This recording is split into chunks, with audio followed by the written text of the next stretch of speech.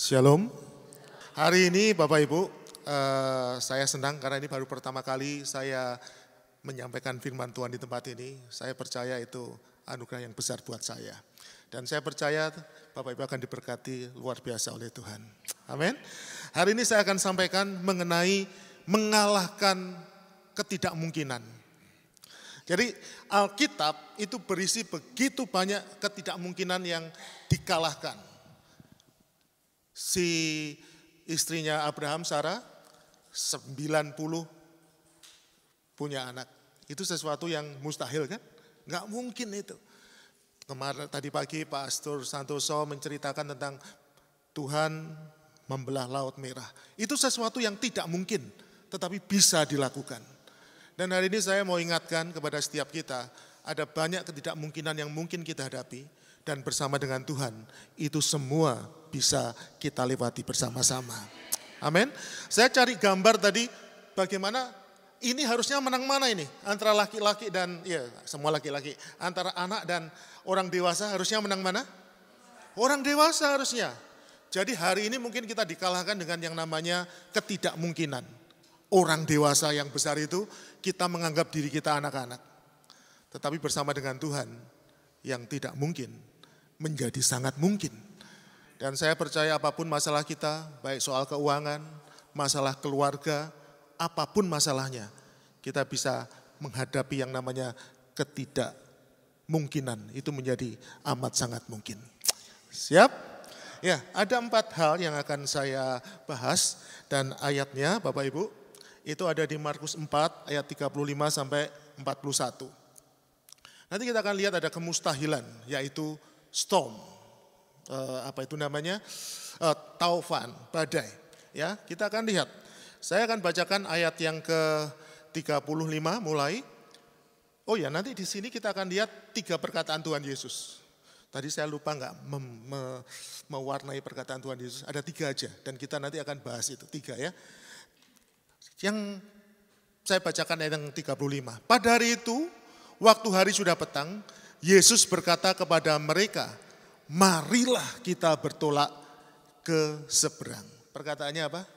Marilah kita bertolak ke seberang. Mereka, berarti Yesus dan murid-muridnya, meninggalkan orang banyak.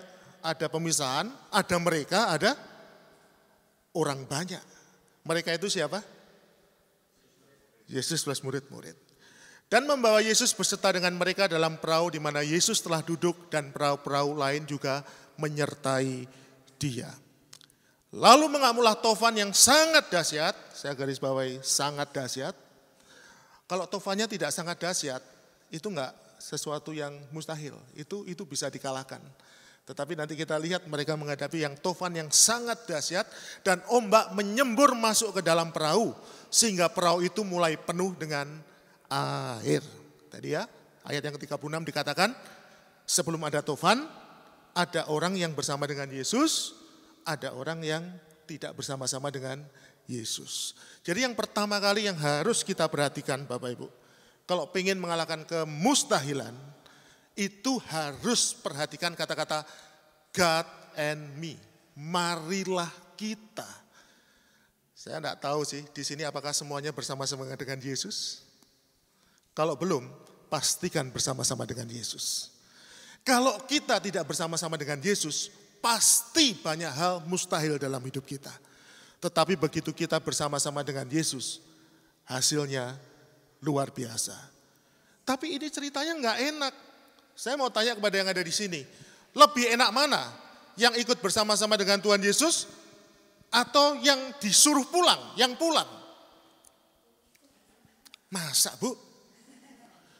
Cerita tadi yang ikut bersama dengan Yesus mengalami apa? Badai. Yang pulang, siapa yang ngomong aman tadi? Sekarang saya mau tanya, lebih milih mana? Menghadapi badai atau ke rumah? Masa sih? Yes, benar. Jadi jangan pernah orang berkata, enakan yang pulang, nggak menghadapi badai. Apa ada ayatnya kalau yang pulang itu tidak menghadapi badai?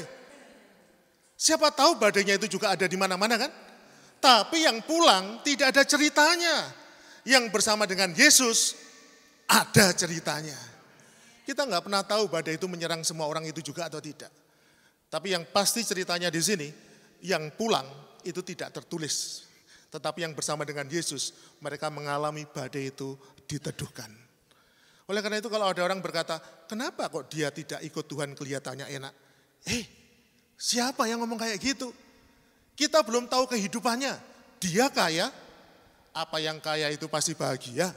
Tapi yang saya mau ingatkan adalah bersama dengan Tuhan, itu yang enak. Mau ikut badai, mau ada badai, mau tidak ada badai, bersama dengan Tuhan, itu yang terbaik. Dan jika ada hari ini Bapak Ibu dalam posisi yang sangat baik dan berkata, aku nggak perlu Tuhan, engkau nggak tahu Bapak Ibu. Banyak sekali kemustahilan yang akan kau hadapi. Tetapi yang aman adalah tetap bersama dengan Tuhan. Amin. Saya nggak cerita banyak-banyak di sini, karena saya mau cerita yang poin berikutnya. Ya, poin yang kedua Bapak Ibu yang saya mau ingatkan, itu perintahnya jelas loh Bapak Ibu. Marilah kita ke seberang. Jelas sekali. Bapak Ibu tahu nggak setelah di seberang ngapain? Pernah baca cerita ini enggak? Ada apa di seberang? Harus menyembuhkan orang yang gila di situ. Jadi saya percaya Bapak Ibu akan diberkati luar biasa. Tadi Pak Arifin ngomong bahwa dia tidak ada gunanya ikut Tuhan yang luar biasa tetapi tidak merasakan mujizat. Tadi kan? Oleh karena itu ada banyak orang yang menunggu sesuatu yang luar biasa terjadi dalam hidupmu. Beberapa orang itu melihat, ini orang katanya Kristen, tapi hidupnya kok biasa-biasa.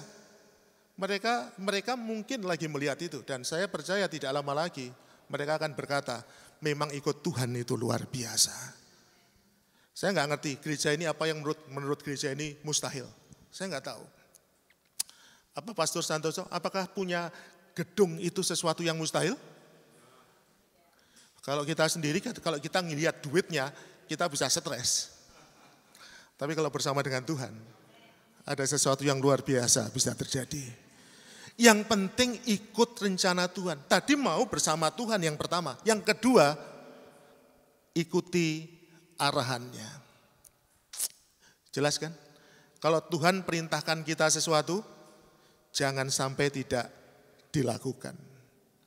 Setuju apa tidak? Ini kita akan masuk yang ketiga. Jadi yang ketiga. Sebelumnya saya akan bacakan. Pada waktu itu Yesus sedang tidur di buritan di sebuah tilam, maka murid-muridnya membangunkan dia dan berkata kepadanya. Jadi sebelum Yesus dibangunkan, murid-murid pasti sudah melakukan sesuatu. Baca sama-sama apa perkataan murid. Nah, perkataan murid itu cuma satu loh Bapak Ibu. Perkataannya Tuhan Yesus ada 3. Tadi yang pertama kita baru lihat kan. Perkataannya murid itu cuma 1. Ayo kita baca perkataannya murid apa? 1, 2, 3.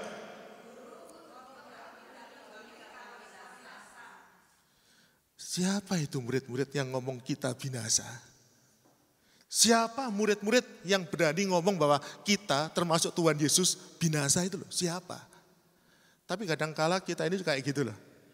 Kita ini nganggap Tuhan itu tidak punya apa-apa. Cuma saya mau ingatkan kepada Bapak Ibu, jangan pernah ngomong Tuhan itu biasa-biasa.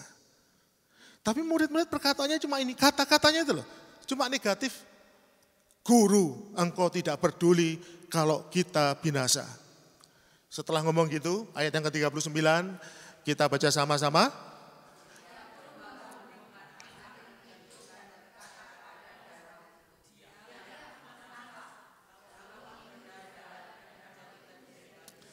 Saya cuma berpikir murid-murid ya.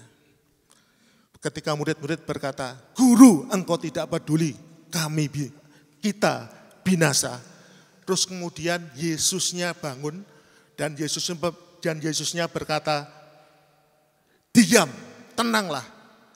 Saya mau tanya, itu untuk murid-murid atau untuk angin? Saya mau tanya, untuk murid-murid atau untuk angin? Kalau saya pengen ngomong untuk murid-murid, Kenapa saya sudah tidur, kemudian dibangunkan, terus ngomongnya nggak enak. Jadi pengennya kalau saya gitu langsung, saya percaya beberapa murid yang punya kepekaan agak sensitif ya, itu beberapa nelayan mungkin nggak punya terlalu kepekaan, tapi ada beberapa yang mungkin punya sensitif ketika berkata, diam, tenanglah. Itu dia pikir Yesus sedang berkata kepada mereka. Tapi ternyata Yesus tidak berkata kepada mereka loh. Jadi ngomong apapun ternyata Tuhan itu menerima loh. Itu baiknya Tuhan kita. Tetapi dia berkata langsung kepada badai. Oleh karena itu bisa enggak kalau kita sekarang menghadapi badai, menghadapi kemustahilan yang seperti itu, jangan ngomong hal negatif. Ngomongnya kepada badai itu, diam, tenanglah. Dan saya percaya sebelum itu terjadi Bapak Ibu. Oleh karena itu yang ketiga itu saya mau ingatkan kepada Bapak Ibu, kita harus berharap kepada yang namanya kuasa Tuhan. Yang pertama tadi apa? Ingat enggak? Caranya gimana? God and me, bukan cuma saya. Yang kedua, His direction. Ya kalau harus menyeberang, menyeberang.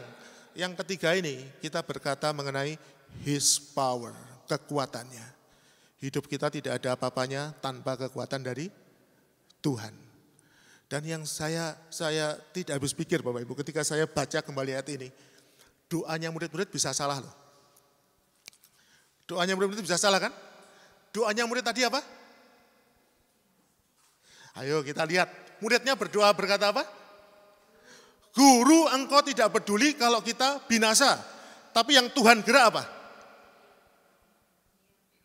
Dia tetap meneduhkan badai. Dan dari sini kita bisa lihat bahwa ternyata doa yang kalau kita ngomong nggak terlalu tepat pun itu sama Tuhan nggak apa-apa loh. Karena Tuhan itu mengerti yang terbaik buat kita. Tapi jangan kebacut Bapak Ibu. Jangan ngomong yang seperti itu. Tapi kalau salah pun Tuhan kita itu luar biasa. Ketika masalah terjadi Bapak Ibu, biasanya yang muncul itu bukan kuasa Tuhan, tetapi kehebatan kita. Kita bayangin ya, tahu nggak kira-kira murid Yesus yang nelayan ada berapa?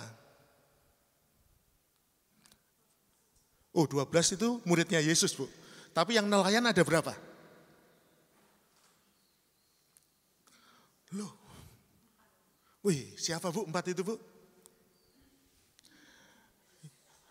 Tidak tercatat ya Bu ya, tapi yang pasti itu ada Petrus, Andreas, Yakobus, Yohanes, itu nelayan. Katanya Filipus sama Bartolomeus juga nelayan, tapi itu masih anggapan. Tapi yang pasti itu 4. Dan percayalah ketika badai itu terjadi sebelum mereka membangunkan Yesus, saya mau tanya, yang kira-kira menenangkan para murid itu siapa? Saya mau tanya, yang pemungut cukai namanya siapa? Matius, pemungut cukai. Matius kira-kira pada waktu itu wajahnya kayak apa? Ketika ada badai yang masih kecil-kecil, kira-kira apa? Sudah pucat itu si Matius. Ketika badainya masih kecil, Petrusnya sudah kelihatan pucat belum? Kenapa belum? Biasa, dia adalah nelayan. Dan saya percaya pada waktu badai itu dia berkata, Matius, lihat dirimu, badai seperti ini aja, kenapa kamu sudah pucat? Terus kemudian beberapa murid yang lain mungkin sudah mulai agak ketakutan. Si Yohanes berkata, tenang, ini mah biasa. Saya pernah ngalami yang seperti ini, jauh lebih luar biasa dari ini. Tapi begitu badainya itu semakin lama, semakin kuat, yang terjadi apa? Yang terjadi mulailah mereka kehilangan kepercayaan kepada dirinya. Dan saya sangat percaya, baca bersama-sama yuk, 1, 2, 3.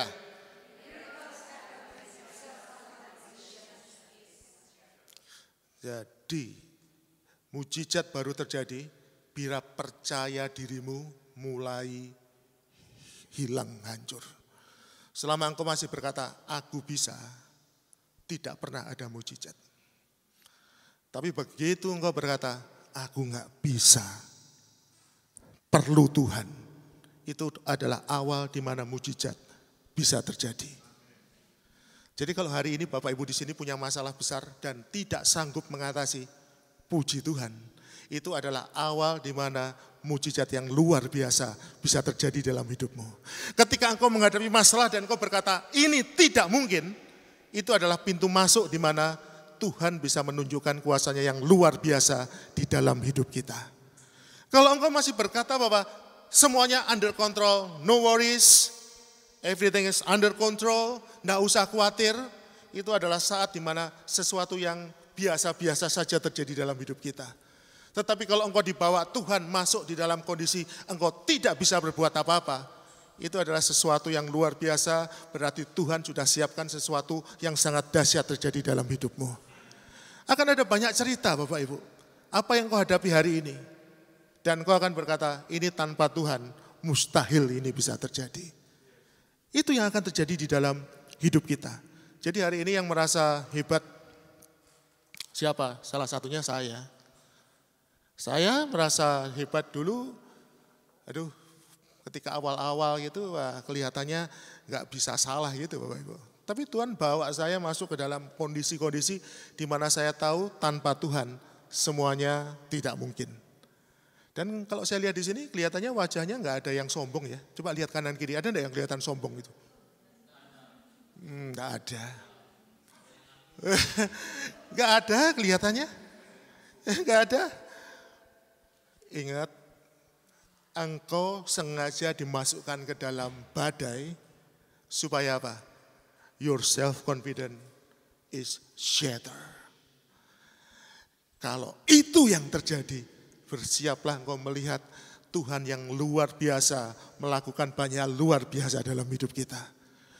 Tapi sudah lama kok enggak selesai-selesai. Ingat, masih tinggal tunggu saja.